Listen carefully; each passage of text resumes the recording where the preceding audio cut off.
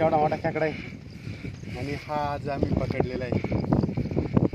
मित्रांनो बघा, आता पावसाळ्यामुळे आता हे खेकडे बाहेर निघू राहिले आणि असे पकडले जातात. आणि आता मित्रांनो बघू शकता भारी वातावरण झाले आणि आज आम्ही मामीच्या शेतामध्ये आलो होतो.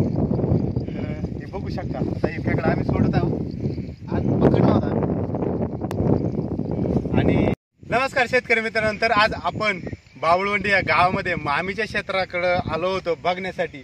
तर मित्रांनो बघू शकता गावाचं वातावरण कसं असतं आणि इथं मोठ्या प्रमाणात पाऊस होत असतो आणि भाताची शेती तर इकडं भरपूर प्रमाणात होत असते. क्वचित ज्या क्षेत्रात भात ही लागवड होत नसते त्या ठिकाणी सोयाबीन वगैरे जिथं पाणी साठत नाही तिथं सोयाबीन अशा दुसरे पिकं घेतली जातात.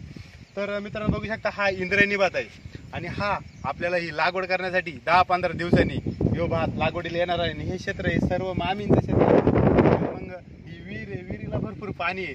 विहिरीला पाणी बघू शकता मित्रांनो, एकदम भरभरून विहीर वाहू राहिली. आता तिकून तसंच पाणी आहे या क्षेत्रामध्ये आलं, या क्षेत्रातून त्या क्षेत्रात आणि असं क्षेत्र भरून. आणि आत्ता थोडा पाऊस उघडल्यामुळे आम्ही या क्षेत्राकडे आलो आहोत. तर 7-8 दिवस झाले भरपूर प्रमाणात पाऊस पडत आहे इकडं आणि आता ओढे मोठ्या प्रमाणात वाहू राहिले. आणि ज्या रानभाज्या असतात, हे जो गारवा असतो 8-10 दिवसापासून रानभाज्या ह्या चालू झाल्यात.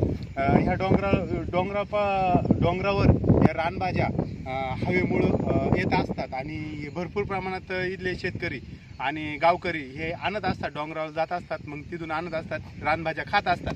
आणि त्यानंतर मग आता हे एवढं झाल्यानंतर आता हे भात लागवडीचं भात सगळ्यांनी पेरून झालेले आहेत. आणि त्यानंतर आता लागवडी 8 ते 10 दिवसात म्हणजे थोडक्यात ही एखादं झाल्यानंतर थोडक्यात भात लागवड म्हणजे आवणी ही थोड्या दिवसात चालू होणार आहे. आणि मग त्यानंतर भरपूर प्रमाणात पाऊस होतो आणि इथं ही वेगळीच मजा असते नाही का, इकडं गावाकडे फिरण्यासाठी ही वेगळीच मजा असते.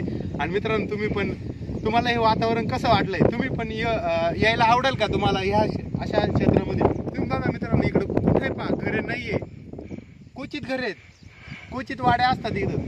आणि त्यामुळं इकडं फिरण्यासाठी पण एकदम भारी आहे, वातावरण एकदम चांगलं आहे आणि एकदम मोठ्या प्रमाणात पाऊस पडत असतो.